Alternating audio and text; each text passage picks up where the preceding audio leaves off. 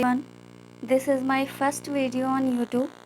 अगर आपको मेरी वीडियो अच्छी लगे तो प्लीज़ लाइक और सब्सक्राइब ज़रूर करें और कमेंट करके ज़रूर बताएं कि मेरी वीडियो कैसी लगी। मैं वही पॉइंट लाई हूँ जिससे सीटेट एग्ज़ाम में कम से कम एक पॉइंट से एक क्वेश्चन ज़रूर आता है। और सीटेट ये जितना भी है मैंने पॉइंट्स बनाया वो सारे एनसीईआरटी बुक के हैं, इससे बाहर कुछ भी नहीं आएगा। चलिए अब हम स्टार्ट करते हैं। कक्षा 3 के हैं पर्यावरण अध्ययन, कहानी सपेरों की। पहला पॉइंट है, सपेरों की जाति को कालबेलिया कहते हैं।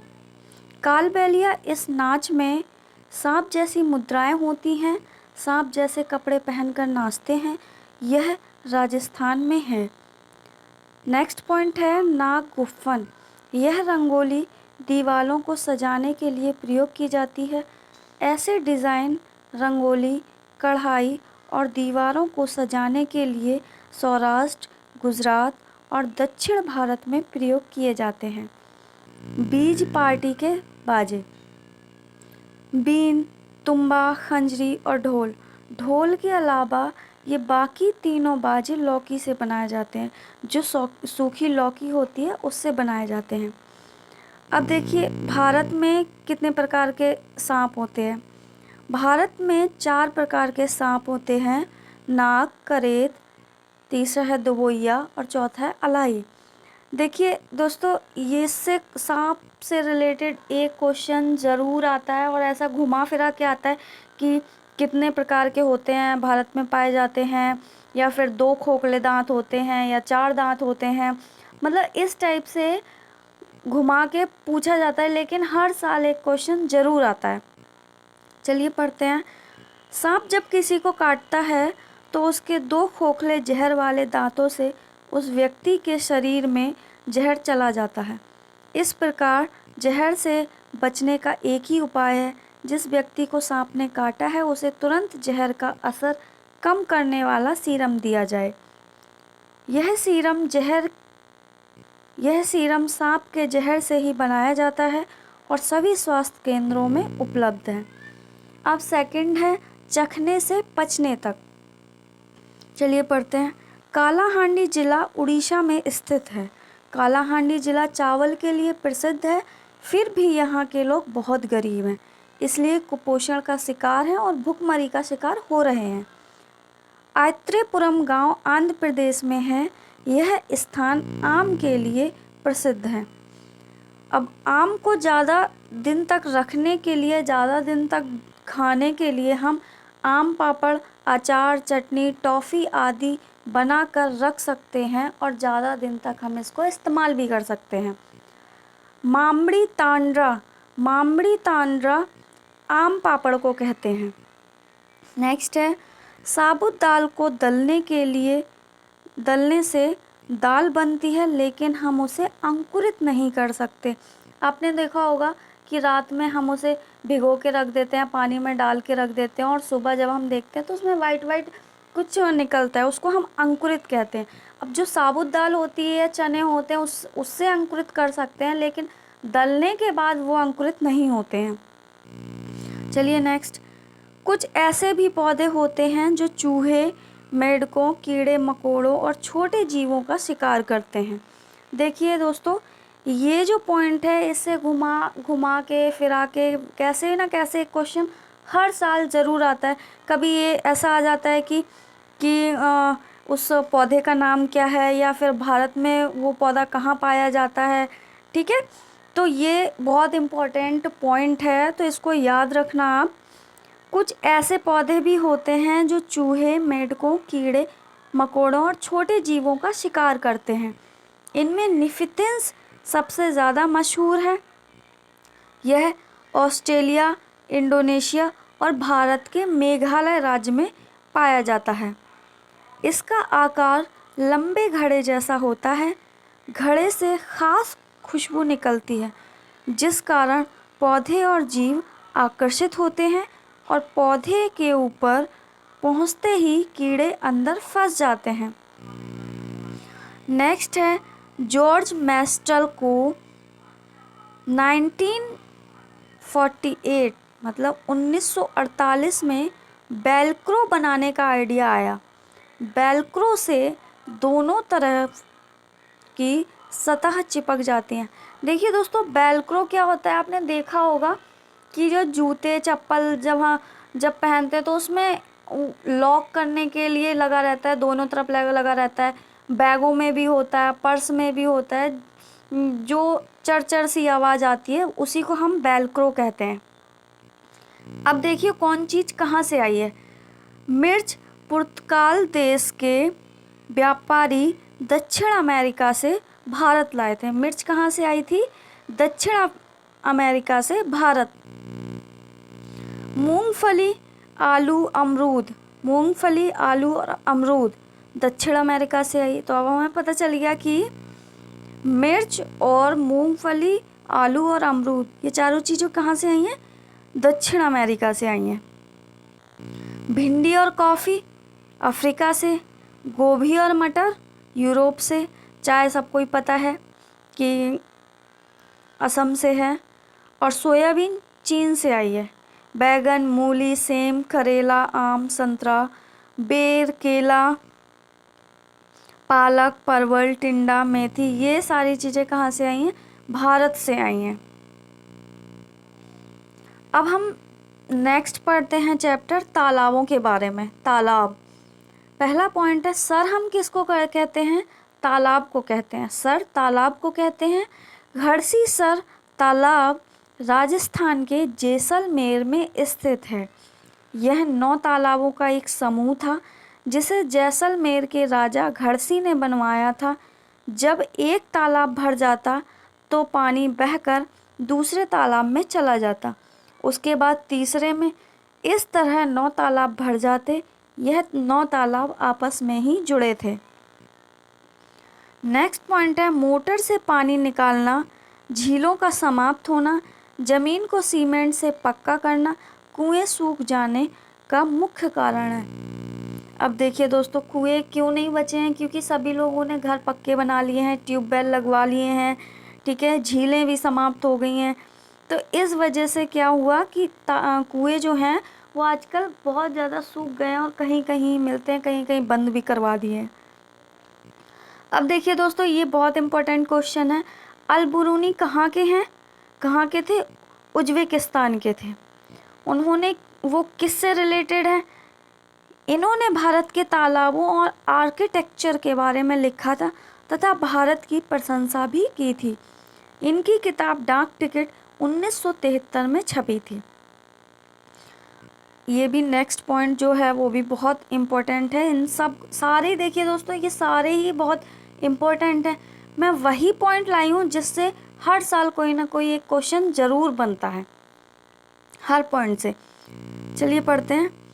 बारिश में तालाब और झीलें भरने की खुशी उत्तराखंड में मनाते हैं। उत्तराखंड में पानी से जुड़े कई रिवाज हैं, त्यौहार और जश्न भी है। तरुण भारत संघ नामक एक संस्था है जो पानी से संबंधित है। यह संस्था राजस्थान में कार्यरत है और जल पुरुष राजेंद्र सिंह इस संस्था से संबंधित हैं। स्पर्श गंगा अभियान, उत्तराखंड में चलाए जा रहे स्पर्श गंगा अभियान का मुख्य उद्देश्य गंगा की स्वच्छता को बनाए रखना है। नेक्स्ट पॉइंट है पानी पंचायत वर्ष 1972 में सर्वप्रथम महाराष्ट्र राज्य में पानी पंचायत, इस पंचायत की शुरुआत हुई। इसके माध्यम से पानी के संरक्षण पर विशेष ध्यान दिया जाता है। वैश्विक स्तर पर 22 मार्च को प्रति वर्ष विश्व जल दिवस के रूप में मनाया जाता है। देखिए नेक्स्ट पॉइंट है 1986 में जोधपुर और आसपास के इलाकों में सूखा पड़ा था। अलवर जिला राजस्थान में।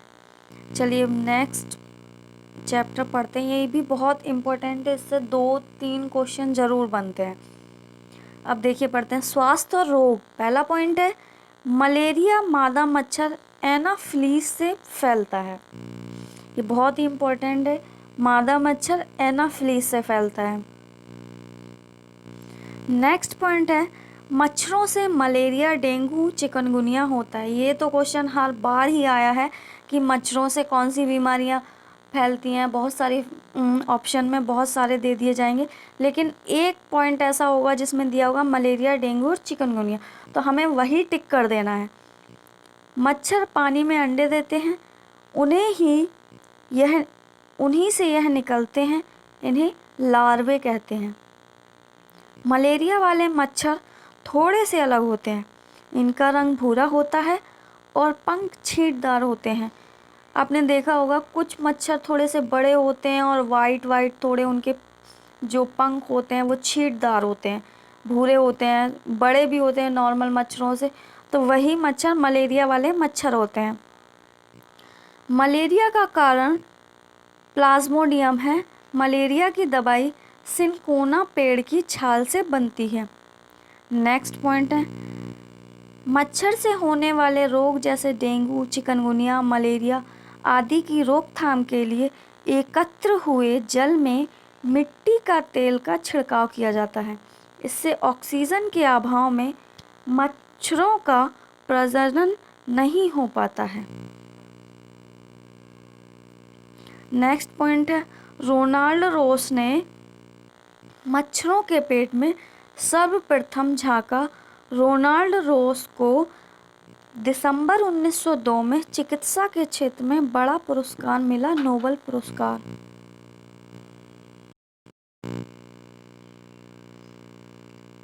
मलेरिया का कारण प्लाज्मोडियम है और मलेरिया की दवाई सिनकोना पेड़ की छाल से बनती है।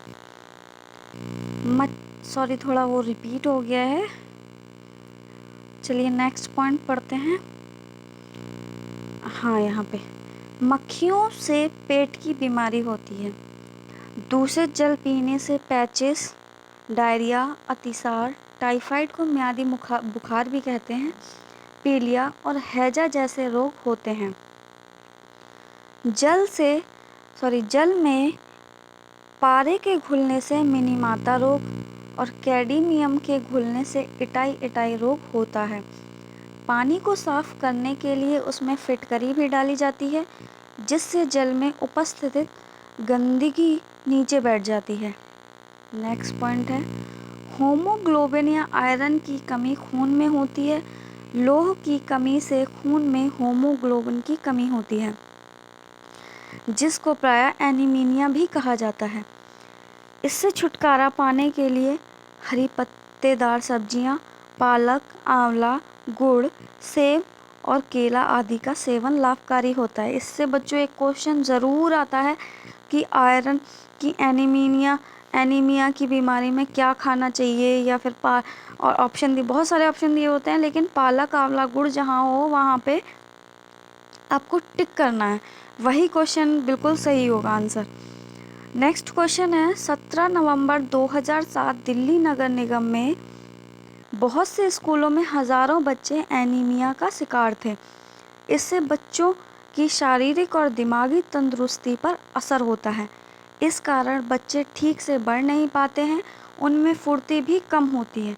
एनीमिया वाले बच्चों को आयरन की दवाई दी जाती है।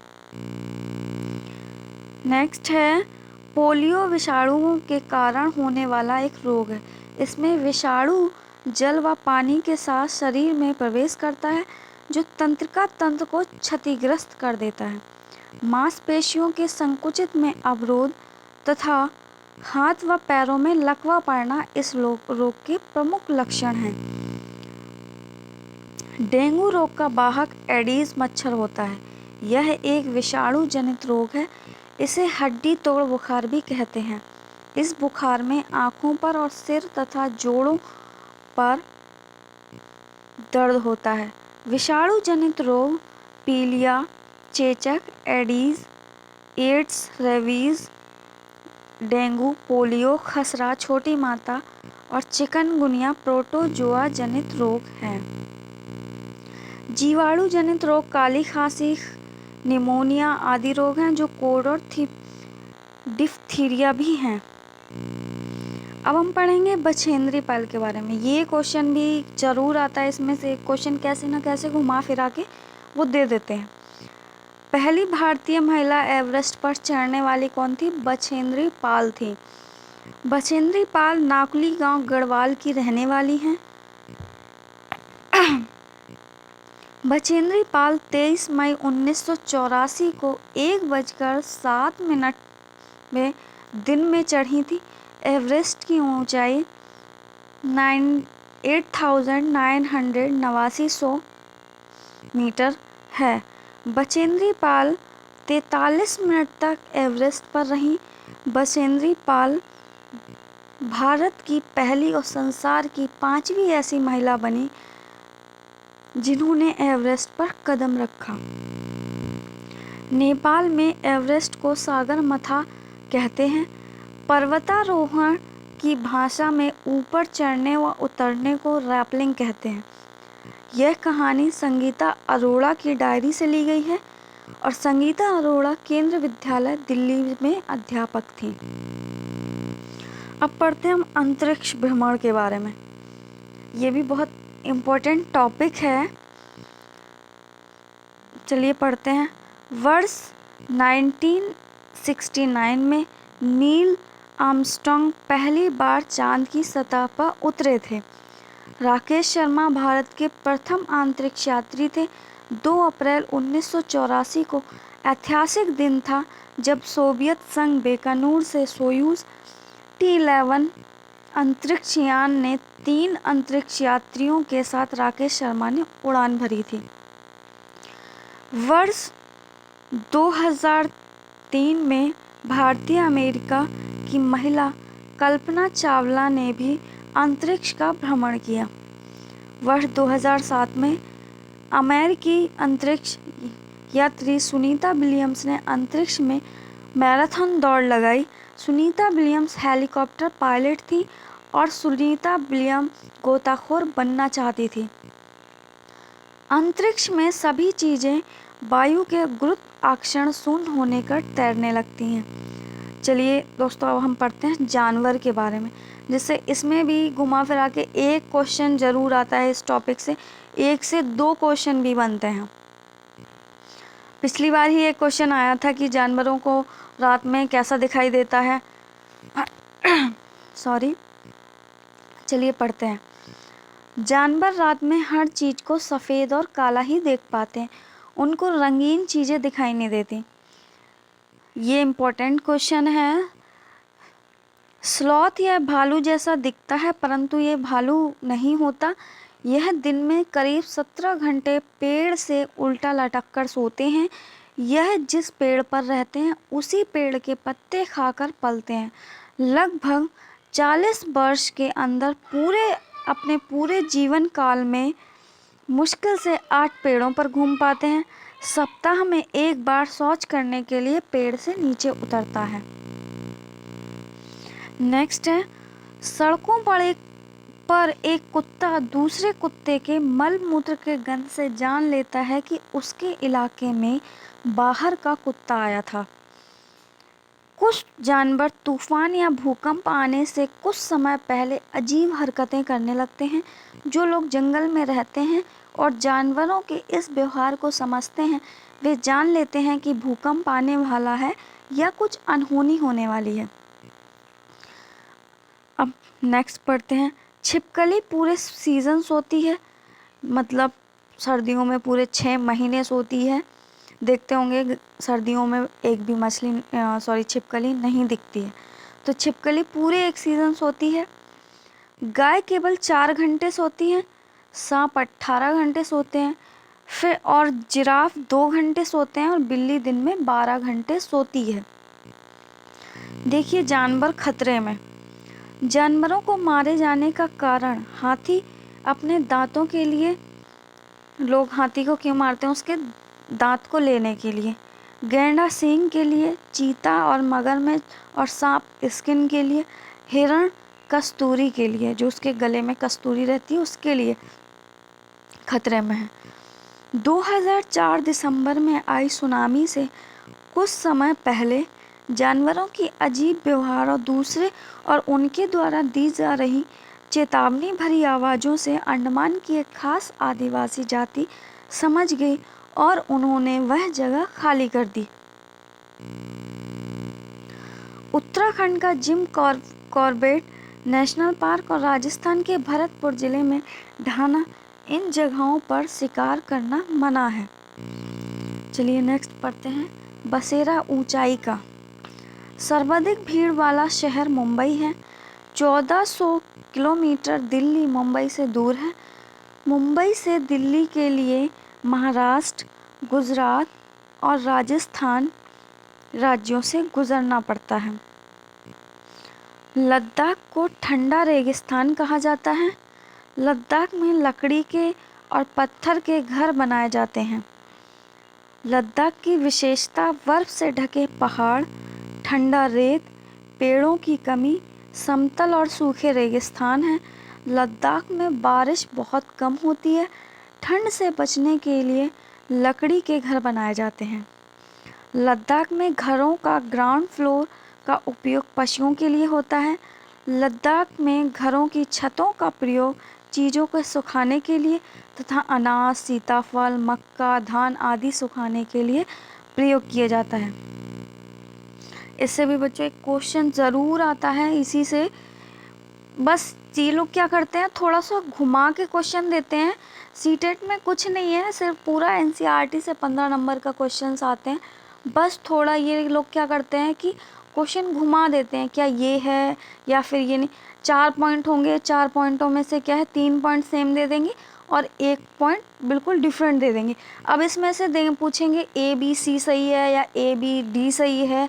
मीन्स इसमें से जो आपको सही लगता है ध्यान से पढ़िए और जो सही लगता है उसी पे टिक कीजिए। कभी कभी पूछ लेते हैं कि कौन 3 सही देंगे और 1 गलत दे देंगे, और इसमें से पूछेंगे कि कौन सा नहीं है, तो हमें नहीं पे भी ध्यान देना होता है। कभी कभी बच्चे ही हम ही लोग गलत कर देते हैं कि हम नहीं पे ध्यान नहीं देते और जो तीनों होते हैं ABC और उसी पे टिक कर देते हैं। लेकिन बच्चों क्वेश्चन हमें बहुत ध्यान से पढ़ना है क्योंकि इसी में हम सबसे ज़्यादा गलतियाँ करते हैं। चलिए नेक्स्ट पढ़ते हैं। चांगतांग 5000 मीटर की ऊंचाई पर है। यह मैदानी, सुनसान और पथरीला इलाका है।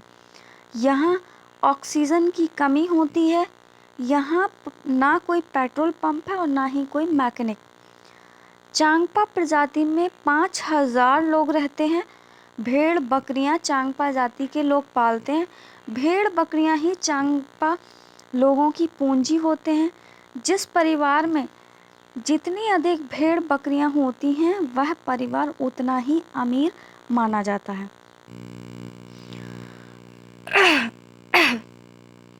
सॉरी।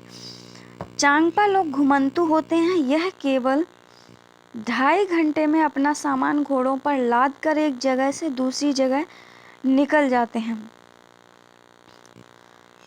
इनके तिकोने टेंट रेबो कहलाते हैं। हर परिवार अपनी भेड़ बकरियों पर एक खास किस्म का निशान लगाते हैं। रोज़ सुबह होने पर इन्हें चराने ले जाते हैं। यह काम वहाँ की औरतों और लड़कियों का रोज का काम है। लद्दाख में चट्टानों से बनी बकरियों के घर को चांगपा जाति के लोग लेखा कहते हैं। पश्मीना शॉल भेड़ बकरियों के बालों से बनते हैं। पश्मीना शॉल 6 स्वेटरों के बराबर गर्मी देता है, परंतु यह मोटा नहीं होता है। आपने पढ़ा होगा या सुना होगा कि कश्मीर की और लद्दाख की पश्मीना शॉल कितनी फेमस होती है। इनकी कॉस्ट भी बहुत ज़्यादा होती है क्योंकि इनको बनाने में ही बहुत घंटे लगते हैं। चांगपा का तापमान सर्दियों में -40 डिग्री सेल्सियस तक चला जाता है। लेह और लद्दाख भूकंप क्षेत्र के अंतर्गत आते हैं, अतः सुरक्षा की दृष्टि से पेड़ के तनों से बनी लकड़ी की छतें और पहली मंजिलों में कोई खिड़की न होना तथा लकड़ी का फर्श होता है। अंगोरा ऊन बकरी तथा खरगोश से प्राप्त की जाती है। और अंगोरा बकरी जम्मू कश्मीर के पहाड़ी क्षेत्रों में पाई जाती है। पश्मीना शॉल को बनाने में एक व्यक्ति को लगभग 250 घंटे लगते हैं। मनाली में, अब देखिए दोस्तों, मैंने पहले ही बोला था कि बहुत समय लगता है, एक व्यक्ति को 250 घंटे लगते हैं, तो ये महंगा तो हो गई। मनाली में पत्थर या लकड़ी से बने ढालू छतें वाले घर होते हैं। असम में बहुत बारिश के चलते घर जमीन से 10 से 12 फुट ऊंचे बने होते हैं। इन्हें बांस के खम्भों पर बनाए जाते हैं। राजस्थान में मिट्टी के घर होते हैं। दीवार मोटी और, सॉरी ये गलत हो गया है, और है यहाँ पे, कटीली झाड़ियों से बनी होती हैं। हाउस बोट ये 80 फुट तक लंबे होते हैं और बीच से इनकी चौड़ाई 8 से 9 फुट तक होती है। इस प्रकार के घर कश्मीर और केरल में देखने को मिलते हैं। कश्मीरी हाउस बोट में एक विशेषता होती है, जैसे कि इनकी छतों पर लकड़ी की नक्काशी की गई होती है। इनको खतबंद कहा जाता है। ये बहुत ही आकर्षित नक्काशी होती है, देखने लायक होती है। डोंगा, बोट की तरह बने डोंगे के लकड़ी के डोंगे पानी पर तैरते रहते हैं। डल झील तथा झेलम नदी में होते हैं और इनमें अलग अलग कमरे होते हैं। डल झील और झेलम झील नदी कहाँ पे है? ये कश्मीर में है। और वहीं पे डोंगा तैरते रहते हैं इन्हीं नदियों में। जब धरती कांपी, कच्छ, भुज और अहमदाबाद में भूकंप 26 जनवरी 2001 में आया था। कच्छ कहाँ है? गुजरात में है। दांडी यात्रा 1930 में हुई थी। अहमदाबाद से दांडी के समुद्र तट पर एक लंबी यात्रा थी। मृत सागर दुनिया का सबसे नमकीन सागर है। इतना नमकीन कि लगभग 1 लीटर पानी में 300 ग्राम नमक। मृत सागर में हम ऐसे तैर सकते हैं जैसे कि हम आराम से लेटे हुए हैं। समुद्र के पानी को जमीन पर क्यारियों में भर दिया जाता है और तेज धूप में पानी सूख जाता है और नमक के ढेर वहीं रह जाते हैं। अब पता चला दोस्तों कि कैसे नमक बनाया जाता है। अब नेक्स्ट पढ़ते हैं, उसी से ठंड और उसी से गरम। पूर्व राष्ट्रपति डॉक्टर जाकिर हुसैन ने उसी से ठंडा और उसी से गरम कहानी लिखी। दिल की धड़कन सुनने के लिए डॉक्टर स्टेथोस्कोप यंत्र का प्रयोग करते हैं। लास्ट है, रेशम का कीड़ा गंध से कई किलोमीटर से अपनी मादा को पहचान लेता है। Thank you for watching this video and आप लोगों को अच्छी लगी हो, मैंने बहुत मेहनत की है, और आप लोगों को अच्छी लगी हो तो प्लीज़ कमेंट करके ज़रूर बताएं और लाइक और सब्सक्राइब ज़रूर करें। Thank you.